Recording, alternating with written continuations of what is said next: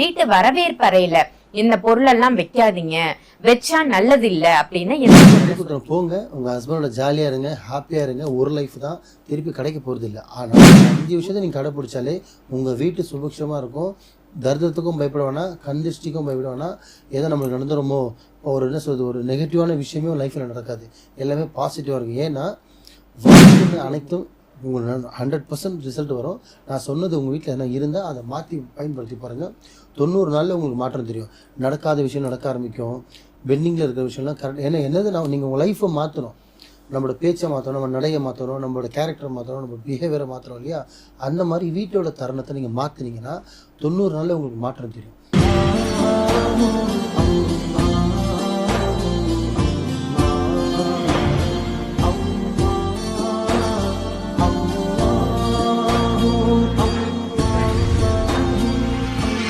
மரிஜன் மணியர்கள் அனைவருக்கும் அன்பான வணக்கங்கள். புயல் காவாங்கரை ட்ரிபிளம் டவர்ஸ்ல இருக்கக்கூடிய மாலிக் பாய் அவர்களை தான் சந்திக்க வந்திருக்கோம். வணக்கம் பாய். வணக்கம்மா பாய். இன்னைக்கான டாபிக், தினமுமே உபயோகமான விஷயங்களை மக்களுக்கு சொல்லிட்டு வரீங்க. அன்றாட வாழ்க்கையில இப்படி எல்லாம் இருங்க, இந்த மாதிரி இருந்தா உங்க லைஃப் நல்லா இருக்கும்னு சூப்பரான விஷயங்களா சொல்றீங்க.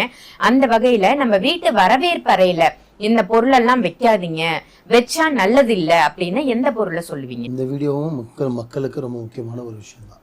ஏன்னா ஒரு 30-40 வருஷம் முன்னாடி பார்த்தீங்கன்னா, ஒரு வீட்டில் ஒரு மருமகம் வந்தாலும் அந்த வீட்டில் பாட்டின்னு ஒருத்தவங்க இருப்பாங்க, ஆயான்னு ஒருத்தவங்க இருப்பாங்க. அவங்க நல்லது கெட்டது சொல்லிக் கொடுப்பாங்க. கண்டிப்பா. எது வைக்கணும், எது வைக்கக்கூடாது, எது சாப்பிடணும், எது சாப்பிடக்கூடாது, நேரம் கேட்ட நேரத்துக்கு என்ன பண்ணணும், வெள்ளிக்கிழமை என்ன பண்ணணும்னு சொல்லிக் கொடுக்குறதுக்கு ஆள் இருந்தது. இப்போல்லாம் வந்து பார்த்தீங்கன்னா, ஒரு ஃப்ளாட்லேயே வந்து ஹஸ்பண்ட் 2 பேர் தான் இருக்காங்க. குழந்தைய 5 வருஷம் தான் பெற்றுக்கிறாங்க. முதல்ல கல்யாணம் பொறுத்த அக்ரிமெண்ட்டே பார்த்தீங்கன்னா, மாமியார் தனியாக போயிடணும், தனி வீடு.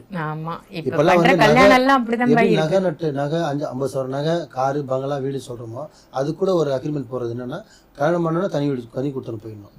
ஆனால் நான் சொல்கிறேன், இது வந்து முக்கியமாக இந்த பெண்கள் இந்த 2 லைனில் சொல்கிறேன், தனி கொடுத்தணும் போன்ற ஆசைப்படுறது தப்பே கிடையாது. ஆனால் தனி கொடுத்தணும் பெஸ்ட்டாக, கூட்டு கொடுத்தோம் பெஸ்ட்டுன்னா கூட்டுமாக இருக்கிறது தான் பெஸ்ட்டு. ஏன்னா முதல்ல நீங்கள் போயிட்டு வந்து எக்ஸ்பீரியன்ஸ் ஆகணும். ஒரு குடும்பம் என்னன்னு நீங்கள் கற்றுக்கணும், ஒரு குடும்பத்தை வாழ தெரிஞ்சுக்கணும், ஆளை மதிக்க தரணும், புருஷனை மதிக்க தரணும், மாமியாரை மதிக்க தரணும், நாத்தனாரை மதிக்க தரணும், எல்லோரும் மதிக்க கற்றுக்கணும், யாராட்ட எப்படி பேசணும், எப்படி நடந்துக்கணும், இது எல்லாமே நீங்கள் வாழ்க்கையை எப்படி சமாளிக்கணும், வருமானம் இல்லாத போது எப்படி இருக்கணும், வருமானம் இல்லாத போது எப்படி இருக்கணும், இதெல்லாமே நீங்கள் வாழ்க்கை பாடம் கற்றுக்கிட்டு 1 வருஷம் 2 வருஷம் கழிச்சு நீங்கள் தனி கொடுத்துன்னு போனீங்கன்னா அந்த வாழ்க்கை 100 to 100% உங்களால் சர்வே பண்ண முடியும். ஆனால் நீங்கள் ப்ரைவசி வைக்கிறேன்னு சொல்லிட்டு நீங்கள் கல்யாணம் பண்ணும்போது தனி கொடுத்தணும் போக ஆரம்பிச்சிட்டிங்கன்னா வாழ்க்கையில் கஷ்டப்படுறது அவங்க கிடையாது, நீங்கள். ஏன்னா உங்களுக்கு நல்லது கெட்டது தெரியாது, ப்ளஸ் ஆர் மைனஸு தெரியாது, எதுவுமே தெரியாது. எதிர்த்து காட்டில் விட்ட மாதிரி நீங்கள் பாட்டுக்கு அமேசான் காட்டில் விட்ட மாதிரி நீங்கள் பாட்டுக்கு மேய்ஞ்சிட்டு இருப்பீங்க, எந்த யூஸும் இருக்காது. அதனால சொல்கிற பெண்களை, தனி கொடுத்தணும் போங்க. உங்கள் ஹஸ்பண்டோட ஜாலியாக இருங்க, ஹாப்பியாக இருங்க. ஒரு லைஃப் தான், திருப்பி கிடைக்க போகிறது இல்லை. ஆனால் கூட்டு குடும்பத்தில் போயிட்டு குடும்பம் பண்ண கற்றுக்குங்க, எப்படி நடந்துக்கிறது தெரிஞ்சுக்கிங்க, கணவன் எப்படி கைக்குள்ளே வச்சுக்கின்னு தெரிஞ்சுக்கிங்க. நம்ம இன்னொருத்த கணவனை தான் வச்சுக்கூடாது, உங்கள் கணவரை நீங்கள் கைக்குள்ளே வச்சுக்கிறதுக்கு வசியம்னு சொல்லுவாங்க, அது எப்படின்னு தெரிஞ்சுக்கிங்க. மாந்திரிக பண்ணுற வசியம் கிடையாது.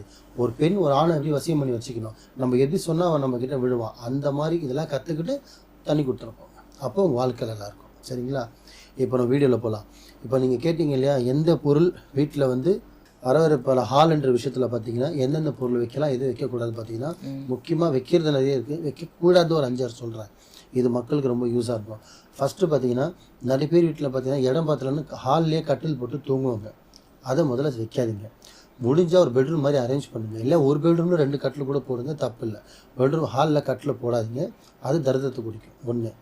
2வது, செப்பல் ஸ்டாண்டை நீங்கள் ஃப்ளாட்டாக இருந்தாலும் சரி, இண்டிவிஜுவல் ஹவுஸ் இருந்தாலும் சரி, எப்படி ஃப்ளாட்டில் மட்டும் தான் வெளியே வைப்பாங்க, வீட்டுக்குள்ளே வச்சுப்பாங்க. அதுவுமே முடிஞ்ச அளவுக்கு ஒரு ஆணி மாட்டி வெளியிலவே வைக்கிற மாதிரி ட்ரை பண்ணுங்கள். ஏன்னா நீங்கள் ரோட்டில் மெரிச்சிட்டு வர அனைத்தும், நல்லது கெட்டது கண்ட எதுவும் எல்லாமே மெரிச்சிட்டு வர்றது எல்லாமே அது வீட்டுக்குள்ளே ஹாலில் வந்துடும். அதனால் அது வெளியில் வைங்க, ரொம்ப நல்லது. 2. 3வது, வீட்டில் பீரோ ஒன்று அதிகமாக இருக்குது சொல்லிட்டு இன்னொரு பீரோ இடம்னு சொல்லிட்டு வீட்டில் வந்து ஹாலில் பீரோ வைக்கக்கூடாது.